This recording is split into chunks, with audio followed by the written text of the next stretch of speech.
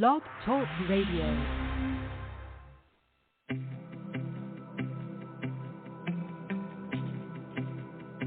Welcome to Empowered Living with Brenda Pierce, the Empowered Nurse. Join us for triage of body, mind, and spirit with her inspired guests, author, speaker, healer, TV show producer, and host. Brenda brings guests from around the world to share their story of breakdown to breakthrough and beyond. Here on the Dream Vision 7 Media Network to help you live a more empowered and inspired life. Now, sit back, relax, and let's get on with the show. Hi, and welcome to this episode of Empowered Living. I'm Brenda Pierce, and I'm here to shine the light on some of our most amazing guests. And no less important is today's expert, Jonathon Aslay. He is a relationship coach beyond belief. He is America's leading midlife dating and relationship coach. Jonathon is a defender and protector of women's hearts around the world. Amen, Jonathon. He helps women transform from attracting Mr. Wrong to finding their Mr. Right. And Jonathon is a successful entrepreneur, coach, speaker, and author of Understand Men Now, the relationships men commit to and why, and Online Dating Secrets Revealed, which teaches the do's and don'ts of internet dating and helps women become date and relationship ready. Jonathon's journey also includes the loss of a son, and he is one of the contributors to the Secret Child Life After Loss book series that I am bringing forth very shortly, and we are pleased to have him share his story of pain and the deeper understanding that has come through him to help others on this devastating journey. You can learn more about Jonathon's work at JonathonAslay.com, and that's JonathonAslay.com. And you can also connect to learn more about the Secret Child Life After Loss, and we have websites and Facebook pages for that as well. So welcome to Empowered Living, Jonathon. Well, thank you for having me, Brenda.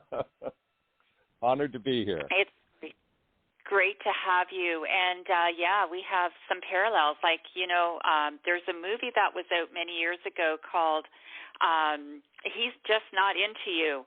And that was a very revealing movie talking about the relationships and finding Mr. Right in this day and age when there is mixed concepts between the differences between women and men. And especially when we've had a few crashes and falls and, devastating experiences, we become more gun-shy, don't we? Oh, absolutely. In fact, because as you shared in your opening, I primarily focus on midlife, which I say is after baby-making years and before retirement. So the majority of my audience is somewhere between 42 and 69. And what makes that unique is roughly about 75% of people who are actively dating in that age bracket are divorced. Some of them are never married and some of them are widowers, but the predominant is divorce. So, and divorce comes with it a lot of emotional challenges, if you will, because there's this unraveling your tapestry of an old life and then trying to start a new life. And interestingly enough, most people know that the divorce rate for people who are going at it a second or third time is even higher. And so I lean into the conversation of how to choose better. One of the things I help women with is how to make better choices when it comes to men, because most human beings are suffering on the inside in some way, shape, or form, centered around not feeling good enough, feeling unloved, or feeling unlikable. So I'm a big proponent of encouraging humans to do personal development, self-help, and spiritual work to prepare them to be better daters, if you will. And I took a long time to answer your short question. But it's brilliant, and it's true, because the thing is, unless we learn something different, we're going to make the same mistake. So, we can't always put the onus on the other person, they're this, they're that, or whatever else. We have to really fertilize the fertile ground of our own self-talk and self-beliefs in order to make us more, like you say, relationship ready. And, otherwise we're just doomed to more success or more failures in terms of, unless we are really prepared. So I think that what the work you do is just brilliant and more applicable every day. Yeah. And you also do, just to share with you something. Go ahead. Go ahead. You go. I was going to share with you. It's interesting. I'm watching this show on the Showtime called Couples Therapy, and this is the second season. And one of the comments that was made, it's real life therapy sessions. It's not reality TV. And one of the comments that was made by the therapist said, most couples go to therapy hoping that the therapist convinces their partner to change. And instead of, how can I be a better partner? Most people go, therapist, I want you to change my partner because they're all wrong, and that's how most humans approach this, at least in couples therapy, this process. So it fascinates me because always the common denominator to our angst and woes and frustrations is ourselves, and we oftentimes project it on someone else. So I just find that fascinating. It is fascinating, and I'm doing a lot of inner work as well in terms of I'm learning rapid transformational therapy through Marissa Peer's school, and she's all about the rules of the mind, and she has located about 14 different rules of the mind, and every one of them is like, aha, now that's why that didn't work. Yeah, and it's true. We always want to project our issues as somebody else's problem, and it just doesn't work because, like, what does Einstein say? How do you get a different outcome if you keep doing the same thing over and over again? Exactly, the definition of insanity. And this is why I'm a big proponent of beginning. It's interesting. Humans will spend more time brushing their teeth, making up their hair, taking a shower every day than actually investing in their emotional maturity. I want to repeat that. Most humans spend more time in self-care than emotional care. In fact, the average human probably spends literal no time in the area of personal development, self-help, and spiritual work. And that is an amen to that. It's so true. And yet so many people jump online thinking that they can find love online, and there are some who successfully do, but there's a lot of crashes and burns, and I think this is why it is so important to do our own self-work before we are, and get that emotional maturity in place before we try it again. Yeah, it's kind of a double-edged sword or a catch-22 because, and let me explain why. So, and I agree, it's at least in the dating realm that I'm in, I encourage my clients to do work on their own. And at the same time, it's difficult to actually execute the work you do on your own until you actually have, another person in the room. So let me give you an example. True. So one of the concepts I talk about in emotional maturity happens to be something called what I call fighting fair. What I mean is most couples are going to have some conflicts in relationships. Fighting fair means, at least in my world, means I'm going to listen to your point of view, and I'm going to accept your point of view as being true for you. And the hope is the other person does the same. So traditionally, most people go into a disagreement, I'm right, you're wrong. Kind of like what I said about the therapist saying, I want you to change. When you become an emotional grown-up, it's, okay, I understand you have a point of view that might be different than mine, and I accept it to be true. So you do need to actually be in relationship to work on what you've learned on self, so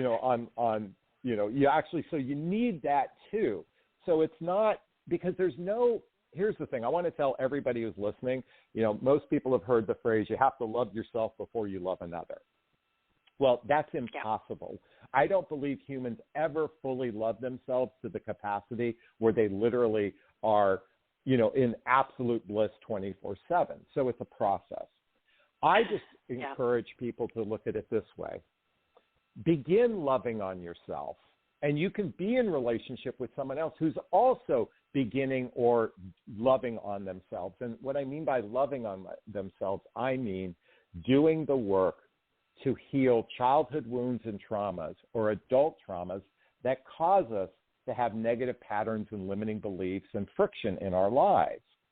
And at least if two people are doing the work, they have a greater chance for success in relationship. And those who do little or no work, well, oftentimes their wounds cause them to sabotage relationships. And I'm sure in those, what'd you say, 14 points in Marissa's program, was it? Was it 14? Yep. I don't recall. Okay. It's like, I'm sure if you looked at that, you'd go, oh, yeah, that makes sense. That makes sense if I work on myself. And that's what I encourage as a coach.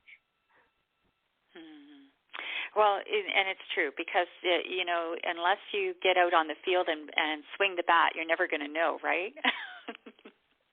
Exactly. And I particularly work with women because women have a propensity to give their power away in relationship. I want to repeat that. They have a propensity to do that, partially because they bond through physical contact, number one.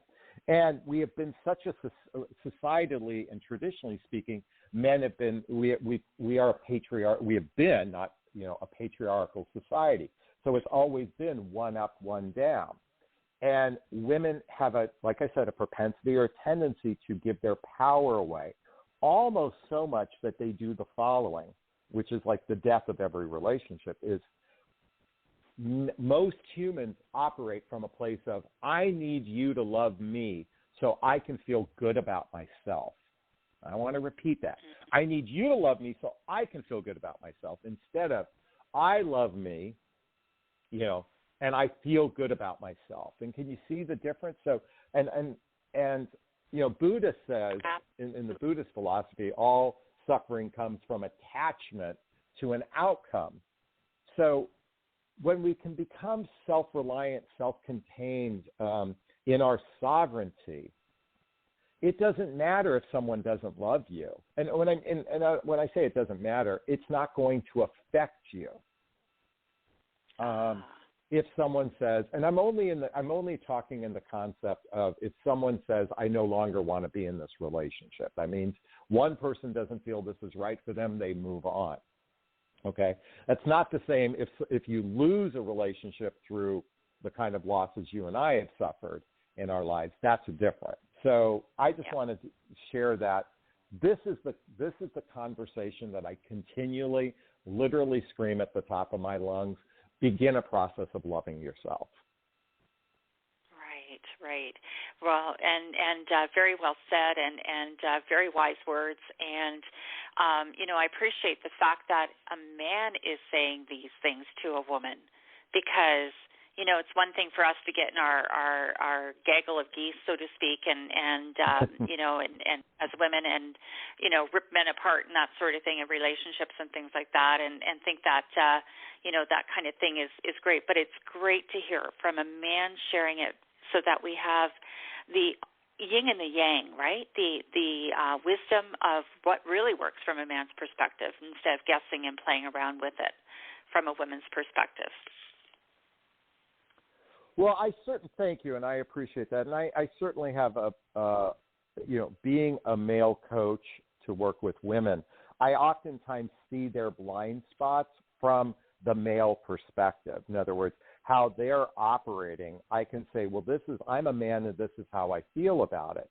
Because while certainly biologically men and women are different, and certainly oftentimes, boys are raised substantially different than girls, which makes up our personality, our biology, our blueprint, our imprinting, if you will. Ultimately, when we get down to it, I'm a big proponent of eliminating the gender expectations. And I believe that's another big problem in the dating realm, is the gender expectations, whether it's, men being the leaders and men paying for dates. And that's that traditional societal expectations. Whereas when we get down to the root of it, we are all human beings. It's non-gender based. And when we can actually connect with someone's soul, their spirit, we don't look at them from a gender, we look at them from their heart. And that's what I encourage more so, because part of the biggest part of the problem with the dating realm is, for example, the book The Rules, which uses reverse psychology techniques for temporary, connection with another human being, but it's not sustainable because it's not based on the heart, it's based on games. And I'm here to encourage a more heart-centered way of approaching the process. And thank you for doing that, because and that makes your coaching that much more effective. And your newsletters are very informative, and you do a lot of coaching through your newsletters, which are free for people to subscribe to, and I find them very informative. Well, thank you. These days, I have a YouTube channel that's growing. I've got a podcast that's growing. Certainly, I've got my mailing list, the newsletter, and my social media outlets. So I'm very grateful that the message or the content I share is being received so positively. And it's because I'll be candid, I'm tired of all the BS rhetoric out there that's, based on old narratives. And I just want to call crap out for what it is. It's hard. And it sucks a lot of times to be single and out there trying to find your mate. There's nothing easy about this. And I know a lot of my contemporaries want to paint this big picture of hope, and which I appreciate, because I do believe in being positively motivated. But I think we also have to hey, look, we are jumping into a pool with a lot of sharks. And I don't mean individuals are sharks. I just simply mean that let me reframe that. We're jumping into a bush that's prickly. Maybe that might be an easier way of framing there you go. and so, and here's the thing. If we know this ahead of time, instead of, this Hollywood fantasy way most have been indoctrinated by going, okay, I know the holes in the sidewalk in front of me, okay? I can be better prepared than acting naive. And sadly, humans hyper-focus on chemistry as being an indication of relationship success, and they pay no attention to whether or not, do we share the same values? Do we have lifestyles that are blendable? And lastly, are you an emotional grown-up? And I'm sorry to say, the vast majority of humans have weak emotional skills at best. Okay? I'm saying, and by the way, this is men and women alike. Women, interestingly enough, think they hold the scepter to emotional maturity because women tend to be more emotional. But that just because you tend to be more emotional doesn't make you any more mature, okay? Because and I say this as a man witnessing women. So, all right, okay, I did this big pontificating and rant. That is why I'm a big proponent of looking inside the mirror, looking at the mirror and looking within and saying, how can I improve within myself? And that's what I encourage. And the thing is, we should be working on improving ourselves every day that we draw a breath, right? It never stops. Exactly. So you reach a new plateau, you get some success here and there, but really, honestly, it's like, being a nurse, if I make a mistake, I should own up to it. Doesn't matter if I've had 5 years of experience or 35 years of experience. It's still my shit. I still have to deal with it, right? Yeah. And the same with these aspects, these very personal, intimate relationship type things.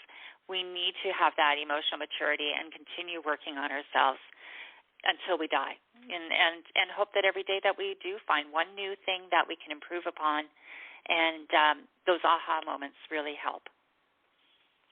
Yes, and you said it so beautifully, and we do take. If you can take 3 steps forward, you're going to be, let me tell you something, we're all going to get a 2x4, and it happens all the time that takes us back 1 step. That's just part of the learning process. And so many people think, oh, I can just go to a workshop and I'm totally healed, or I can do this work and I'll be fine.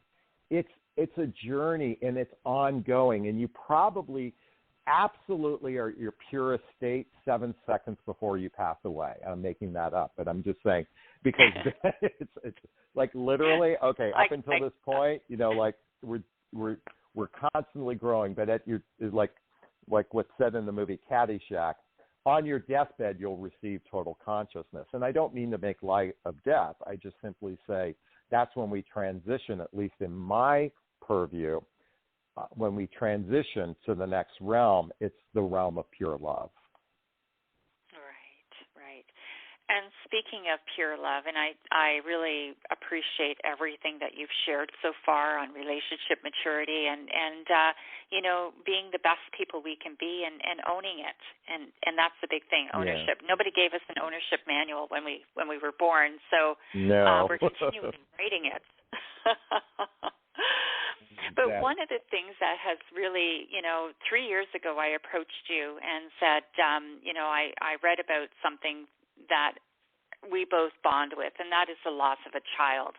And when you add child loss to relationship gains and everything else, it's another element that makes dating and looking for that relationship a bit of a challenge. But I loved what you wrote about your son Connor, and asked you to write a chapter for the book, The Secret Child: Life After Loss. And it's been a long, laborious labor of love to put this book together. So just so you know that, it is still alive. We are producing it very soon. We're into final edits right now, and hopefully in not too long from now we'll have it out. And your words about Connor and your realization about love in relationship to the loss. I would love for you to share a little bit about that. Thank you. So for those listening, in the summer of 2018, I lost my 19-year-old son to an accident. And as any parent listening to this, our greatest nightmare, at least in my perspective anyway, and I think I speak for most parents, is something happening to one or any of our children. And in that moment, I realized every fear I'd been harboring for the 19 years prior to him passing away. As a parent, I always went to bed at night with worry. Would something happen? Would they drown in the pool? Would this happen? Would that? I mean, and it was all on. I mean, that worry was me. That was my stuff. It wasn't my children. So when he passed away, and I'm now faced with this, I remember. I'm going to share what happened at his funeral. Was I gave the eulogy. And as I'm speaking to his friends and our family and everyone and my friends and whatnot, I stopped at one moment and I said, everyone, and I'd written a speech, but I stopped at one moment. I said, we have a choice here. We could grieve through suffering or we could grieve through love. And I'm making the conscious choice to grieve with love. And I say this because I know my son would not want any one of us to suffer one single second. And so to me, grieving with love is recognizing that his life was meant to be a short film. It wasn't meant to be it wasn't meant to be an action film. It wasn't meant to be a romantic comedy. It wasn't meant to be, his life was meant to be a short film. And he lived his life to the fullest towards the end. And so in honoring him, I'm going to grieve with love. And within 2 months of his passing, I made the choice to create. I was working on a book called Compassionate Dating. And I said, I really want to lean into the lessons I've been learning, not just from his passing, but prior to that, around self-love. So I began writing my second book, which I published 9 months to the day after he passed, called What the Heck is Self-Love Anyway?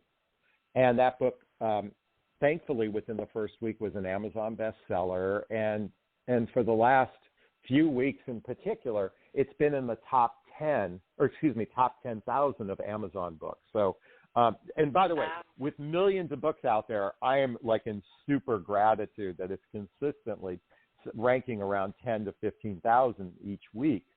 So, because I want to encourage everyone to begin a journey of self-love. And what I recognized was, Brenda, I actually began this journey 15 years prior to his passing, when his mother and I got a divorce, and I was at the lowest point of my life. I got a divorce, I lost my $250,000 a year job, and then the market crash of 2008, I financially got wiped out. And I was at such a low point in my life, I went to bed wishing I didn't wake up. And it was around that time that I began listening to Tony Robbins and reading Louise Hay and Wayne Dyer and Abraham Hicks, and just to name a few of my favorite personal development gurus, if you will. And I began that journey. And what I recognized, by the time Connor passed away, I built up enough self-love that it became a vaccination to emotional chaos. And what I mean to say is, most parents not most, I should say, a significant number of parents never recover from the loss of a child. This is true. My journey prior to Connor passing away prepared me that I could, for lack of a better word, excel after he passed away. And what I mean to say, by honoring him, I now have the strength to be a voice out in the world to encourage people to do the work, so that if, God forbid, some tragedy happens, it doesn't take you down. And that's my message, and that's my desire, and that's my hope. And in honor of Connor, his nickname is Salty, in honor of Salty, this is my mission in life, to encourage people to love on themselves. So beautiful, and so beautifully said, and it is so true, and that's what it is all about the legacy of light that these children have left us with, because they never want to leave us and make us sad and devastate our lives. It would break their hearts. It would be actually a double tragedy to lose our life because we lost a child. But because of the loss of our child, we can, like you say, vaccinate ourselves with love and self-love and gratitude for the life that we've had, which is all about the legacy of the book that we're putting together. And I thank you so very much for sharing your story and Connor's story, and this message, this strong message that love is what we really have to grieve with, not the pain of loss. We can't bring them back, but we can honor their memory in such a beautiful way. So thank you. You're very welcome. And I want to say one thing, though, for everyone listening, because a day doesn't go by that I'm in pain, and sometimes the pain feels like love. It's hard to describe, but it's like sometimes there are days when I actually invite the pain, because that feels like love. Now, I don't know if that's healthy or not. I should probably talk to a therapist about that. But I'm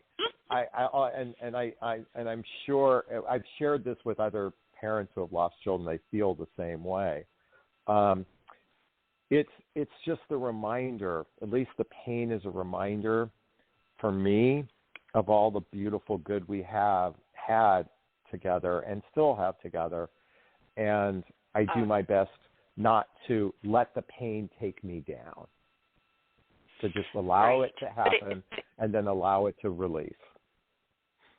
It's beautiful. That's beautiful. That's true. You know, we have to live because we are their breath. We are their heartbeat. And we, you know, in order to keep their mission, their story, their legacy alive, we have to be there to share the story of them. And grieving with love is truly a beautiful, beautiful way of doing that. Jonathon, our half hour has gone by so quickly. We're here at the end, and I want to thank you for being a part of the journey of my life and sharing your message, your beautiful message with our audience. So thank you, and many blessings to you. Oh, thank you so much, Brenda. And I'm giving you a big, gigantic Jonathan Bear hug of love, if that's okay. Thank you. And same to everybody here listening. So visit JonathanAslay.com and learn more about Jonathan's work. Bye for now. Stay empowered.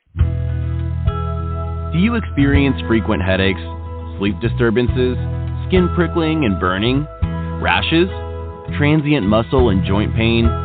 Do you sit in front of your computer or under fluorescent lights for long periods of time?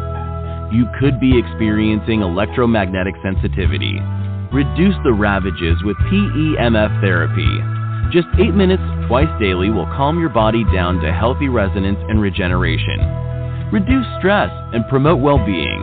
Find out more today by visiting www.pemfconsultant.com. That's www.pemfconsultant.com today.